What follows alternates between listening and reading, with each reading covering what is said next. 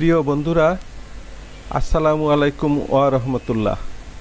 আশা করি মহান সৃষ্টিকর্তা আল্লাহ পাকের অশেষ মেহেরবানিতে সকলেই ভালো আছেন। বন্ধুরা, আজকের এই ভিডিওতে দেখতে পাবেন উইন্ডোজে ব্যবহৃত খুবই প্রয়োজনীয় দুইটি শর্টকাট কি এর ব্যবহার পদ্ধতি। টিপস 1, কম্পিউটার লক করা এবং লগইন স্ক্রিনে নিয়ে যাওয়া। ধরুন আপনার ল্যাপটপ বা কম্পিউটারের উইন্ডোজে পাসওয়ার্ড সেট করা আছে। এখন অফিস বা পাবলিক যে কোনো জায়গায় আপনার ল্যাপটপ বা কম্পিউটারের কাজের ফাঁকে একটু বাইরে গেলে কেউ যেন আপনার ল্যাপটপ বা কম্পিউটার ব্যবহার করতে না পারে, সেজন্য আপনার কম্পিউটারকে নিরাপদ রাখার জন্য কিবোর্ড থেকে শুধু উইন্ডোজ কি চেপে ধরে এল চাপুন। এবার লক্ষ্য করে দেখুন আপনার কম্পিউটারের স্ক্রিন লক হয়ে গেছে, যা অন্য কেউ খুলতে পারবে না এবং পরবর্তীতে আপনার প্রয়োজনে লক খুলে স্বাভাবিকভাবে কাজ করতে পারবেন। টিপস 2, রান ডায়ালগ বক্স চালু করা বা খোলা। কম্পিউটারে কাজ করার সময় আপনি সরাসরি বিভিন্ন ধরনের কমান্ড, সফটওয়্যার, ফোল্ডার, কনফিগারেশন টুল ইত্যাদি খোলার জন্য রান ডায়ালগ বক্স বা রান কমান্ড বক্স খুলে বিভিন্ন ধরনের কার্যক্রম চালাতে পারেন।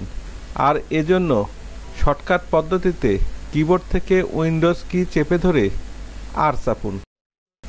তবে এক্ষেত্রে একটি বিষয় স্মরণ রাখবেন, আর সেটা হলো কমান্ডটি প্রয়োগের পূর্বে কিবোর্ড মুড কিন্তু অবশ্যই ইংরেজিতে থাকতে হবে। এবার আগত এই রান কমান্ড বক্সে আপনার প্রয়োজনীয় কমান্ডটি, যেমন ধরুন যদি কমান্ড প্রম্পটে যেতে চান সেক্ষেত্রে এই রান ডায়ালগ বক্সে সিএমডি লিখে এন্টার প্রয়োগ করতে হবে।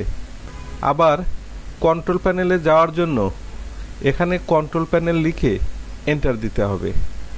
আবার যদি টেম্পোরারি ফাইলগুলো ডিলিট করতে চান সেক্ষেত্রে এখানে %TEMP লিখে এন্টার প্রেস করে আগত এই উইন্ডো থেকে টেম্পোরারি ফাইলগুলো কন্ট্রোল এ চেপে সবগুলো সিলেকশন করার পর ডিলিট কি চেপে টেম্পোরারি ফাইলগুলো ডিলিট করা যায়।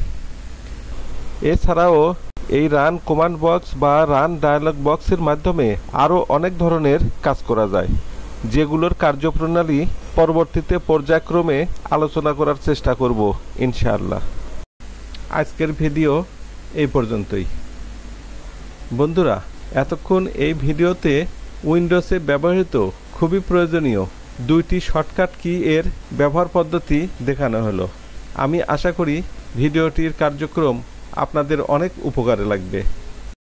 পরিশেষে বলতে চাই, ভিডিওটির কার্যক্রম যদি আপনাদের উপকারে লাগে বা ভালো লাগে তাহলে অবশ্যই সাবস্ক্রাইব করবেন, লাইক দিবেন, শেয়ার এবং কমেন্টস করবেন। ধন্যবাদ।